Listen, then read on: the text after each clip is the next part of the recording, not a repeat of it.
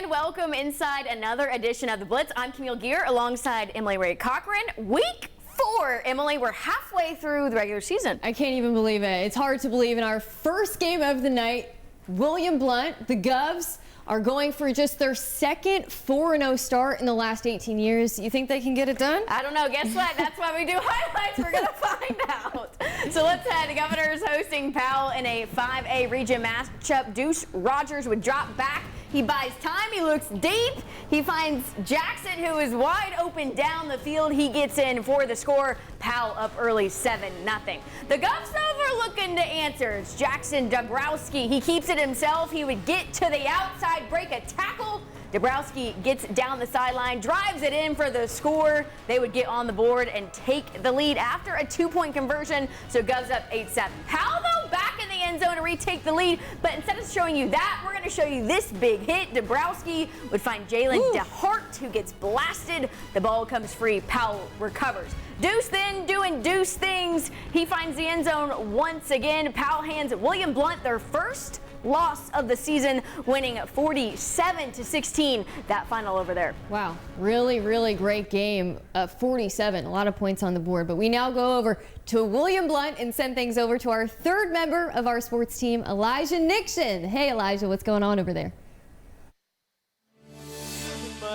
Nothing much, a little cold, but at the end of the day, man, that game was really good. It was tale of two halves for the William Blount and for Powell. Powell came out in the second half and completely dominated. And when I say they opened the half up scoring 2 straight touchdowns, and that really kind of sealed the fate for the Govs because it looked like they didn't have any more life. In the first half, the Govs were moving the football and getting down the field, but it seems like the Panthers said, hold on now, let me get on our high horse that we usually are on and make sure we play our best football, and that's what they did. It felt like offensively they were getting everything that they wanted. Deuce doing Deuce things. He had 2 touchdowns rushing and 1 in the second half, and that added to his 1 touchdown that he thrown and he rushed for in the first half. And then defensively, 11 men to the ball. They didn't give up a lot of long runs. They gave up 1 touchdown, but that came really towards garbage time. But that was really it. At the end of the day, Powell said they felt that this was personal and they wanted to make sure they handled business because they wanted to feel like they're the top team in the region, and tonight was a way for them to prove it. They came personal. We came over here, they said that, they had William Blount over us, especially at their house. So we had to come over here. We had to put our hats down, get the work done, and that's what happened tonight. It's a really good, high-scoring offense. They're averaging 52 points a game. Our defense was challenged all week. They were challenged again at halftime. They've got to answer the bell. They've got to find a way to get stops, get off the field. They did that, especially in the second half. And they will continue to be challenged throughout the rest of the way, but as long as Deuce keep putting on his Superman cape and putting on performance on for the Panthers, I think this team can be one of the final teams standing as long as they play like this. Yeah. Thanks, Elijah, so much. Powell looking to stay perfect on the season next week as well. Thanks so much. We'll head to our Rivalry Friday matchup to Blankenship Field. We go to Dobyns-Bennett at Oak Ridge. This rivalry going on since 1960. Home team off to a hot start after a safety to begin the game. Don't hear that too often. Demillion Porter, he's in the end zone at 9-0 early. Second quarter going the other way. Levi Chappell throws a long one downfield. Jalen Thomas on the other end, and Indians punch it in on the next play. Dobyns-Bennett cuts the deficit to 2. It's Oak Ridge the rest of the way. Blaine Stansberry, you know his name, finds a wide open Demillion Porter. He can catch, he can run. That kid can do it all. He makes it look easy. Another score for him, and what a night he had. Oak Ridge remains undefeated, and the final is 33-7.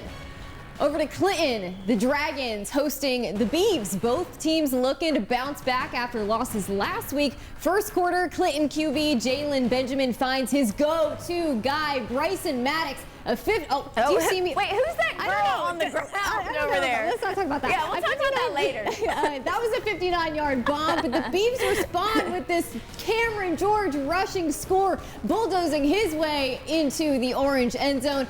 And then it's all tied up 7-7 before the half. It's Benjamin again. Look at that! Hurdles over the Carnes defender to put the Dragons up 14-10 before the half. But guess what? Carnes would go on to win this one in a 3-point thriller. 24-21 was the final, and they get the win. All right, let's head to Blount County. Heritage looking to stay undefeated. Anderson County looking to keep the momentum rolling after a big win over Fulton. First quarter, Mountaineers hot out the gate, and our player of the week, Madden McNeil, look at that catch. He bobbles it and gets it. Then later in the first, Mavs looking for their first lead of the game. Jason Thompson takes the pitch. He sees nothing but green in front of him. That's 73 yards to the house. Anderson County with their first lead of the game. They go up by 14-3. Then we head to the second quarter. Same score, but here comes the Mavs defense. It's Lane LaRue. He says, give me that ball. He picks it off and finds the end zone. 43 yards for the pick six. Anderson County would go up 21-13. They never look back. Mavs would run away with this one in the end, winning big time 63-19, that final over there. Now there's more games coming your way, plus a mini manager in Hardin Valley who brings a whole new level of spirit to his team. Keep watching to see how this 6-year-old sparks joy. Oh my God, this is gonna be so cute. I can't wait. All right, we'll see you in a second. Another high-scoring affair. I think that was the trend tonight. Yeah. And this one's our 10 tailgate Cherokee all the way at Granger County. Blowouts last week, high-scoring games this week. There you Cherokee go. looking to stay perfect. Granger looking to bounce back after last week's loss. After a Grizzlies 3-and-out, the Chiefs would waste no time marching down the field to set up this touchdown run as Landon Jeffers hands the ball off to Jaden Weston, who slides his way to the end zone, 7-0.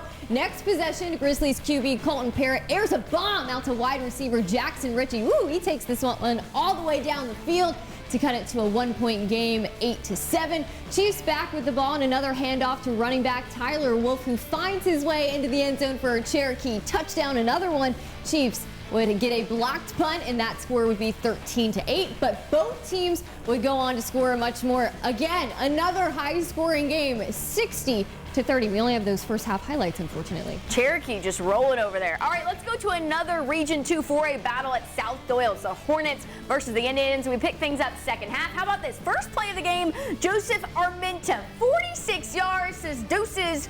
That's a house call. Hornets would extend their lead 24-14. Third quarter, the home team, they're on the 1-yard line, and they would get it. Brang punches it in, the QB keeper. That's 6 more for the Keys. Then Larry Hedrick, he decides to go for 2. They're down 4 at this point. They go for 2, and then guess what? They end up getting it. All of a sudden, they're back in this thing. They were down 10 right before this. This one goes to overtime, though. Carter escapes with a win, 37-30 on a 4th down incompletion. So the Hornets defense coming up big tonight. And our last game of the night, a private school matchup. Grace Christian Academy hosting Silverdale. Big plays in this one, Camille. We'll start with probably the biggest play of the night from the Rams. After Silverdale tied the game up 17-7, Jace Ballard, this guy right here, he immediately responds on the ensuing kickoff. Trucks it 95 yards to the house, and that's what you call a shift in momentum, my friends, right? But Silverdale not done it yet. QB1, look at this, scrambles to the left side. He has time to wind up before this insane grab, and this sets up another tying touchdown, 24-24. But of course, all the other big Grace plays happen after I left. Of course, what are the odds? The defense had 2 interceptions and 2 forced fumbles, a difference maker in the game as well.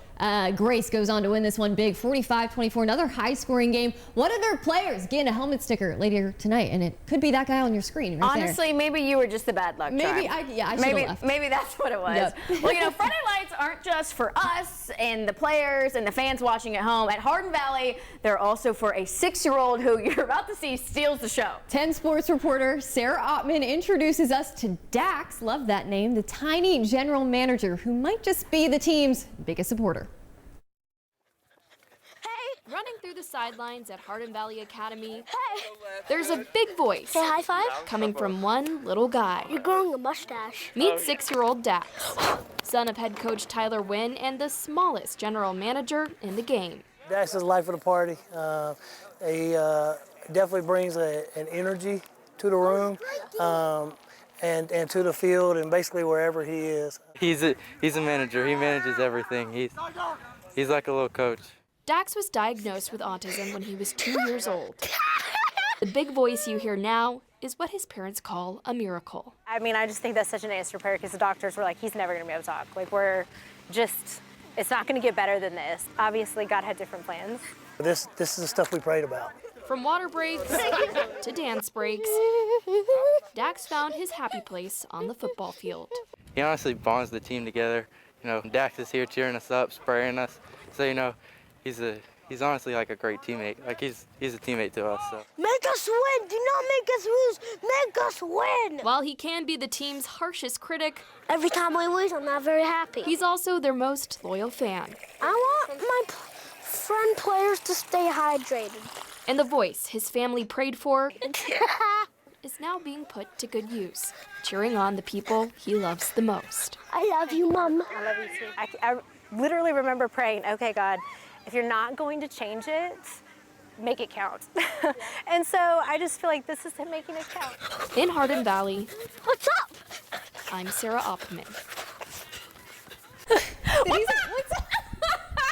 From He's the my mohawk, new favorite person. from the mohawk to the gritty to the running to the spraying water. I- Okay, Dax, you're welcome on the Blitz Anytime anytime. you This want. is an open invitation. Well, he said he wasn't happy when they lose. Well, guess what? He's not very happy tonight because Hardin Valley did not win. They lost 35. Yeah, and this is actually their first loss of the season, so he had some things to be happy about in previous weeks as well for Hardin Valley. It's okay, Dax. There's always next week. All right, still ahead. You know what time it is. It's Trifecta, Play of the Week, Hit of the Week, Helmet Stickers, right after this.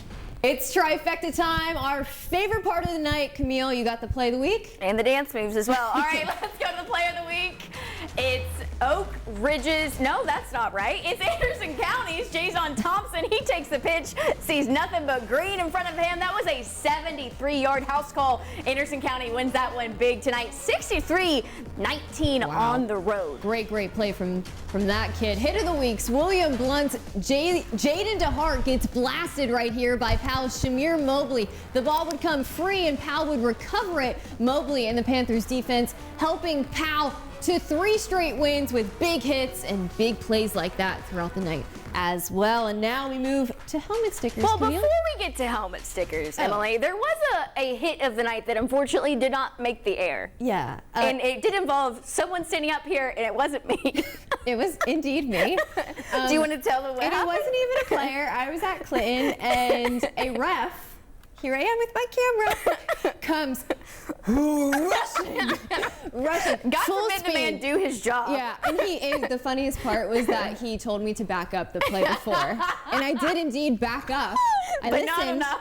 Not enough, Not apparently. enough. Okay, well anyway, let's get into the. So that's the honorary hit of the night. Anyways, Yes. let's go back to helmet stickers. Okay, mine goes to Carnes sophomore running back Cameron George. Big night for him, 31 carries, 249 yards, 2 TDs, and the Carnes comeback win Yeah. over Clinton, so he gets my helmet Again, sticker. I was at that game. I wanted to leave right away after I got hit, though. But you know, so. you're a trooper, you still got the highlights Yeah, in. absolutely. All right, my helmet sticker graces Jace Ballard. We already watched that 95-yard kickoff return for a touchdown in the show earlier. He also had a receiving touchdown, 2 rushing touchdowns. That's 4 total touchdowns and a ton of yards running, receiving. This guy can do it all, and Grace stays perfect on the season. So that's who it goes to.